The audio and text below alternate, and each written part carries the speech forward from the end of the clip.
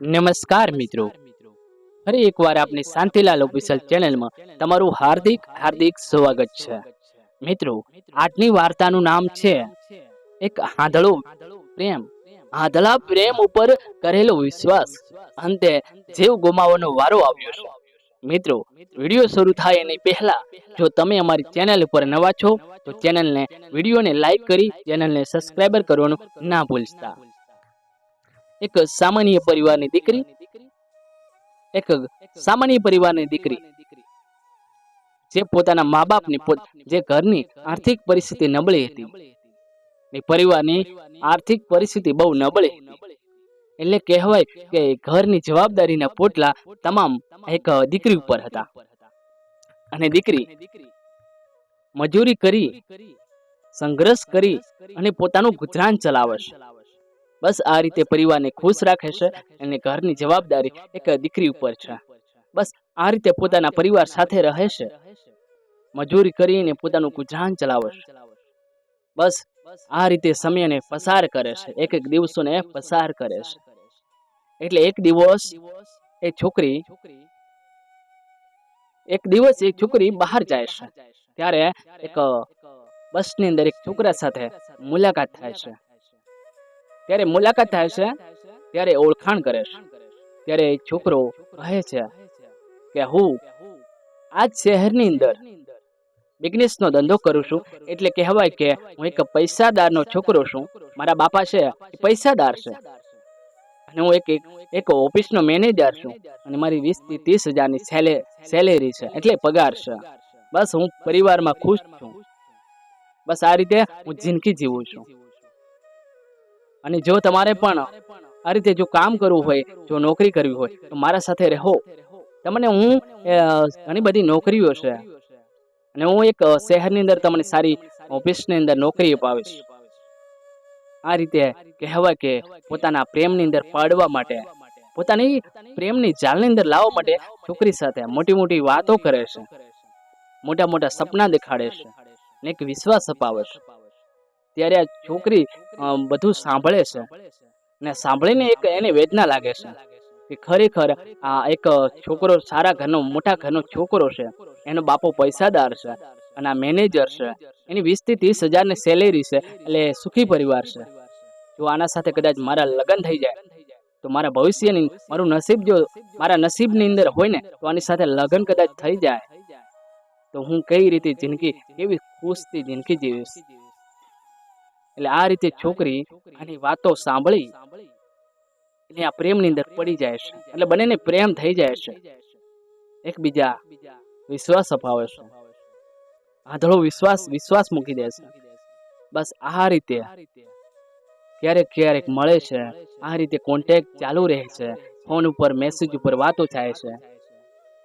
આ રીતે બસ એક એક દિવસોને પસાર કરે છે.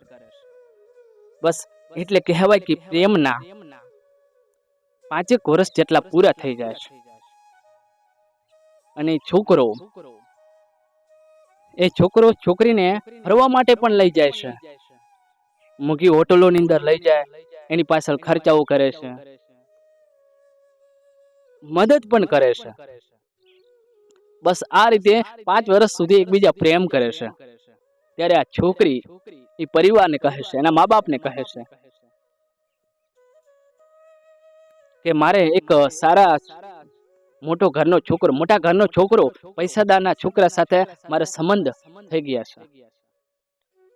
એ મને પસંદ કરે છે, હું એને પસંદ કરું છું. એટલે મારું તો એવું છે કે મારે એની સાથે લગ્ન કરવાના છે અને અમે એકબીજાએ નક્કી કરી લીધું છે મારે લગ્ન કરવાના છે. અને જ્યારે આ છોકરીની વાત સાંભળીને પરિવાર કહે છે, એના મા બાપ કહે છે કે બેટા સાંભળ ને, કોઈ ઉપર એકદમ એટલો આંધળો વિશ્વાસ ન કરી લેવાય. બેટા તારે આ કરવાની ક્યાં જરૂર છે? અમે તારા મા બાપ છીએ ને, અમે તારા માટે સારો છોકરો, સંસ્કારી છોકરો, આપણા જેવો, હું એની સાથે લગ્ન કરાવીશ ને. ત્યારે એ છોકરી કહે છે કે ના બાપુજી, મારે તમારી આજે વાતો કોઈ સાંભળવાનો મતલબ નથી, મારે કોઈ ટાઈમ નથી, તમારી વાતો આજે હું નહીં માનો. મેં જે નક્કી કર્યું છે, મારે જેની સાથે જીવન જીવવું છે, એ મેં મારા જિંદગીની અંદર, મારી લાઈફમાં કહેવાય કે મેં પસંદ એ છોકરાને કરી લીધો છે, એ છોકરો મને ચાહે છે, હું એને ચાહું છું, બસ મારે એની સાથે લગ્ન કરવાના છે. જે મા બાપે કહેવાય કે એમને જન્મ આપ્યો છે, સુખ દુઃખની અંદર સાથે હોય છે, નાનપણથી લઈ અને આજ સુધી 20 વર્ષ સુધી મા બાપે પ્રેમ આપ્યો છે. દરેક દુઃખની અંદર મા બાપે કેટલો દરેક દુઃખને સહન કર્યા છે, પીડાઓને સહન કરી છે, મજૂરી કરી છે, મજૂરી કરીને પોતાનું ગુજરાન ચલાવ્યું છે, જે બાળકોને મોટા કર્યા, પોતાના સંતાનોને મોટા કર્યા, 20 વર્ષ સુધીનો પ્રેમ આપ્યો છે. અને આજે છોકરી મા બાપની સામે જે કહે છે કે તમે આ બધું ભૂલી જાઓ, મેં જે નક્કી કર્યું છે હું એની સાથે જ લગ્ન કરવાની જ છું. ત્યારે કહેવાય છે કે છોકરી એ મા બાપ ઉપર વિશ્વાસ કરતી નથી, મા બાપને એટલો પ્રેમ નથી કર્યો, એટલો વિશ્વાસ નથી કર્યો. એક છોકરા પાછળ એ એટલો વિશ્વાસ આંધળી થઈ જાય છે, પ્રેમની અંદર આંધળી થઈ જાય છે, એકબીજાનો પ્રેમ જામી જાય છે. ત્યારે એ છોકરી ફરી એને મળે છે, ત્યારે એ છોકરી કહે છે કે મેં મારા પરિવારને વાતચીત કરી દીધી છે, મારો પરિવાર રાજી છે, તમારી સાથે લગ્ન કરવાની હા પાડી દીધી છે. મેં કહ્યું, આજે જ મેં કહ્યું હતું કે મેં મારી લાઈફની અંદર મને જે ગમતું હતું, જે મને જોતું હતું એ મને મળી ગયું છે. મેં મારી લાઈફની અંદર એક છોકરો, સારો છોકરો છે, પૈસાદારનો છોકરો છે, સ્વભાવનો સારો છે, બધી રીતે રેડી છે, એ મને પસંદ કરે, હું એને પસંદ કરું છું, બસ મેં એની સાથે લગ્ન કરવાનું નક્કી કરી લીધું છે. મેં મારા પરિવાર ખુશ, મારા પરિવારે મને કહી દીધું છે કે હા બેટા, તો આપણે હવે 5 વર્ષ તો આમ નામ દિવસોને પસાર કર્યા છે, આ રીતે આપણે કેટલા દિવસ જિંદગી જીવીશું? હવે બસ હવે લગ્ન કરી લઈએ ને તો સુખીથી જિંદગી આપણે બંને જીવીશું. ત્યારે છોકરો કહેવાય કે 5 વર્ષ સુધી એ છોકરીને પ્રેમ કરે છે, 5 વર્ષ સુધી એ છોકરીને અંધારામાં રાખીને પ્રેમ કરે છે. ત્યારે કહેવાય કે છોકરે ત્યારે પોતાની સાચી ઓળખાણ, પોતાના પરિવાર વિશે ત્યારે છોકરી પાસે ક્યારે વાત જ કરી નથી એની ઘરે લઈ ગયો. ત્યારે છોકરો કહે છે કે મેં તને, સાચી વાત છે કે મેં તને 5 વર્ષથી આપણે એકબીજા પ્રેમ કરીએ છીએ અને લગ્ન કરવાનું આપણે નક્કી કરી લેવું છે, પણ એક વાત પ્રોબ્લેમ છે. કારણ શું છે કે મેં મારા નાનપણની અંદર લગ્ન થયેલા છે, મારે 2 બાળકો છે, હું 2 બાળકોનો બાપ છું, અને મારી પત્ની છે, અને હું મારા પત્ની અને મારા બાળકો સાથે મારા પરિવાર સાથે હું સુખીથી જીવન જીવું છું. હું એ રીતે ખુશ છું અને હું તારી સાથે લગ્ન નહીં કરી શકું. મને માફ કરી દેજે, મેં તને 5 વર્ષ સુધી પ્રેમ કર્યો છે, મેં તને અંધારામાં રાખી છે, પણ આ લગ્ન આપણા બંનેને શક્ય નથી. હવે હું બીજી વખત કઈ રીતે લગ્ન કરું? મારા લગ્ન થયેલા છે, હું મારી પત્નીને મારા બાળકોને હું ક્યાં મૂકું? તને ખુશ કરવા માટે, તને ખુશ રાખવા માટે તારી સાથે લગ્ન કરું તો મારો પરિવાર એ વિખેરાઈ જાય, મારો પત્ની, મારા બાળકો છે એ ક્યાં જાય? મેં તને પ્રેમ કરી લીધો, હું તારા પ્રેમની અંદર પાગલ થઈ ગયો, તો મને પસંદ તું આવી ગઈ હતી, તો મેં પ્રેમ કરી લીધો છે, પણ આ બધું ભૂલી જવાનું. હવે આ બધું છે ને, આ બધું ભૂલી જવાનું. હું આ લગ્ન નહીં કરી શકું, આ શક્ય નથી. ત્યારે આ છોકરાના શબ્દો સાંભળીને છોકરી કહે છે કે તમે મારી સાથે મોટી ગેમ રમી છે, તમે મારી સાથે મોટો વિશ્વાસઘાત કર્યો છે, મને એક પ્રેમની અંદર તમે લાવી અને મને કેવા તમે સપના જોવા બતાવ્યા છે, મારી પાસે બધું છે, હું તને નોકરી પાસ, કેવી મોટી મોટી વાતો કરી છે, મને કઈ રીતે તમે પ્રેમની અંદર પાડી છે, અને આજે તમે મને આટલો મોટો વિશ્વાસઘાત કરી રહ્યા છો. ત્યારે છોકરી કહેવાય કે અંદરથી સળગી જાય છે, અંદરથી એ છોકરી ઉઠી જાય. એ છોકરીની વેદના અને પીડા કેવું છે, એ કેવી એને લાગી રહી, અને કેટલું દુઃખ લાગી લેવું છે. કોઈ પણ આપણે પાછળથી પીઠ પાછળ ઘા કરી લે ત્યારે આપણે કેટલો આપઘાત લાગે છે. ત્યારે છોકરીને એટલો બધો આપઘાત લાગે છે, છોકરી રડવા માંડે છે અને એને વિનંતી કરે છે, આજીજી કરે છે, તમે મારી જિંદગી તમે બરબાદ કરી નાખી, મને 5 વર્ષ સુધી અંધારામાં રાખીને મને પ્રેમ કર્યો છે, અને મારું જીવન તમે બરબાદ કરી, મારી જિંદગી તમે બરબાદ કરી નાખી છે. આ રીતે તમારે કરવું નતું ને, મને પહેલા જ કહેવું હતું ને, તો હું મારું કંઈક વિચારી લો, અને હવે તમે કહો છો કે મારે આ રીતે છે. ત્યારે એ છોકરો આટલું કહીને જતો રહે, એ છોકરી ઘરે આવી જાય છે. જ્યારે મા બાપને ખબર પડે છે, ત્યારે મા બાપ કહે છે કે બેટા, મેં તને ઘણી બધી સમજાવવાની કોશિશ કરી હતી ને, કે કોઈ ઉપર આટલો વિશ્વાસ ન કરાય, કોઈ આપણી સાથે લગ્ન કરે નહીં. તને ખબર હતી કે મારી સાથે લગ્ન કરશે?